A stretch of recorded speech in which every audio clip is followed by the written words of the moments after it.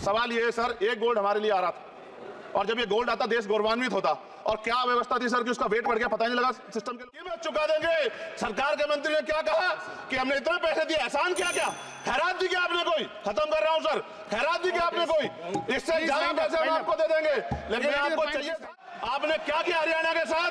आपने हरियाणा का बजट कम किया, जबकि सबसे ज्यादा मेडल हरियाणा लेके। श्री चंद्रशेखर प्लीज। धन्यवाद सभापति महोदय, आपने मुझे वित्तीय विधेयक पर बोलने का मौका दिया। किसान मजदूर रात में थक के सो जाते हैं, सपने में देखते हैं कि जीवन बदल रहा है, गरीबी खत्म हो रही है। सुबह जब आँख खुलती है तो लगता है वापस झुका तू है। ऐसा ही इस बार का बजट गरीबों के लिए था। महोदय, मैं अपने क्षेत्र से शुरुआत करूंगा। मेरा क्षेत्र नगीना बाढ़ प्रभावित है, कोई चर्चा नहीं हुई। किसान और आम आदमी परेशान है, कोई चर्चा नहीं हुई। गन्ना मिल समय पर पैसा नहीं देती है। गुलदार ने 30 लोगों की जान एक साल में लिए पिछले, कोई फर्क नहीं पड़ता अमीरों को। उद्योग धंधे लगाने की कोई बात नहीं हुई।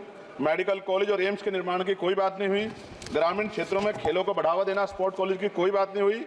महोदय, देश में भूमि सुधार किया जाए, लाखों बीघा जमीन जो है भू माफिया ने कब्जाई हुई है, भूमिहीन लोगों को भूमि दी जाए, बिजली के दाम में कटौती की जाए, गरीबों को कम दाम पे जो है बिजली उपलब्ध कराई जाए, ठेकेदारी प्रथा, संविदा, लेटर एंट्री खत्म की जाए, पक्की नौकरी दी जाए। निजीकरण की वजह से सरकारी नौकरियां लगभग खत्म हो गई हैं।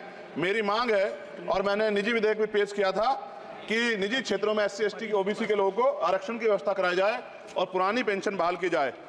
लोगों के पास एक तरफ सरकारी योजना चलाकर प्रधानमंत्री आवास योजना जो है उसके नाम पर मकान दिए जाने की बात होती है, वहीं दूसरी तरफ लखनऊ के अकबर नगर को तोड़ दिया जाता है। नवी मुंबई में के खार घर में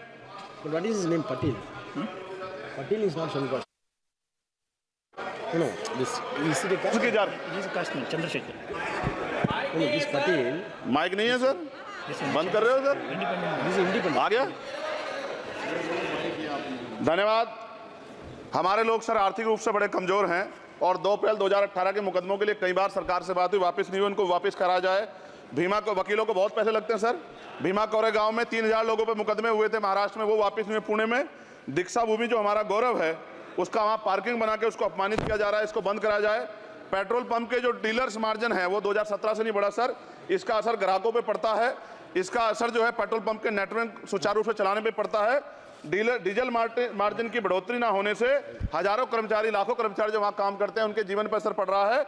सहारा का में 10 करोड़ जमाकर्ता का लाखों करोड़ों रुपए जमा है। कंपनी बंद हो जाने के कारण 10 लाख से ज्यादा एजेंट बेरोजगार हो रहे हैं, नौकरी कहीं है नहीं। भुगतान ना होने के कारण जमाकर्ताओं के द्वारा एजेंट पर जबरदस्ती भुगतान कराने का दबाव बनाया जा रहा है, जिसके कारण 5000 से ज्यादा एजेंटों ने आत्महत्या कर ली है। सभापति महोदय, उत्तर प्रदेश देश का सबसे बड़ा सूबा है, उसको इस बजट में कुछ नहीं मिला और बहुत सारे मेंबर, 80 के लगभग हम मेंबर जो है उत्तर प्रदेश जीत के आए, ना के बराबर मिला। यूपी में 25 करोड़ से ज्यादा आबादी है उत्तर प्रदेश के अंदर, 5 किलो राशन सरकार दे रही है, लेकिन जीवन जीने के लिए काफी नहीं है। और भी बुनियादी सुविधा की जरूरत पड़ती है अगर इज्जत की जिंदगी चाहिए, उसके लिए सरकार के पास कोई उपाय नहीं है। यूपी जब एक बड़ा राज्य है, लेकिन यूपी में भाजपा सरकार की विकास गति बहुत धीमी है। हमारी सरकार से, केंद्र की सरकार से मांग है, हमें यूपी की सरकार की चिंता नहीं है, लेकिन यूपी की जनता की चिंता है।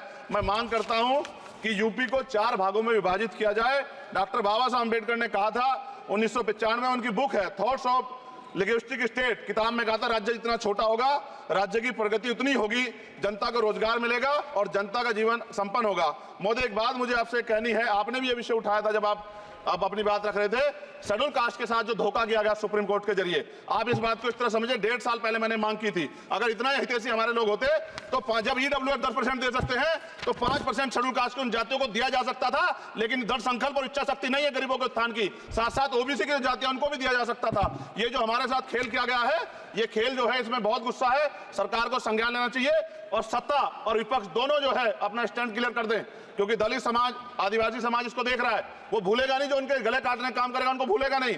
और साथ साथ एक जो मेरी पर्सनल है सर, अभी मैं सुबह से प्रयास कर रहा था कि विनेश के लिए बोलूं, जब उसको डिस्क्वालीफाई किया गया, विनेश या नहीं, लेकिन ऐसा लगा जैसे हमें चाकू घुसेड़ दिया गया। मेरे आज भी याद है उस प्रोटेस्ट में मैंने रातें काटी हैं और 4-4 गोली खाई मैंने।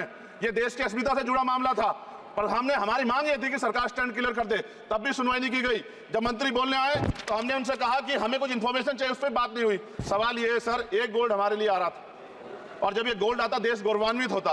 और क्या व्यवस्था थी सर कि उसका वेट बढ़ गया, पता ही नहीं लगा सिस्टम के लोगों को। क्या बेवकूफी की गई है, ये सोचने का विषय है सर। ये बहुत महत्वपूर्ण देश की बेटी का मामला है।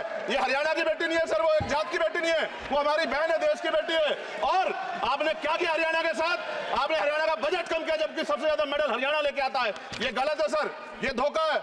हमें इस बात की तकलीफ है कि विनेश जो है इस देश का नाम गौरवान्वित करती, इस देश का नाम बढ़ाती, लेकिन आज जो है अपमान का सामना करना पड़ रहा है। जब हमारे हितों की बात होगी हम जो है समझौता कर सकते हैं, लेकिन जब देश के हितों की बात होगी, बाबा साहब अम्बेडकर ने कहा था हम प्रथम और अंत्य भारतीय हैं। जब देश हितों की बात होगी, महिला हितों की बात होगी, महिला सम्मान की बात होगी, हर हम कीमत चुका देंगे। सरकार के मंत्री ने क्या कहा कि हमने इतने पैसे दिए, एहसान किया क्या?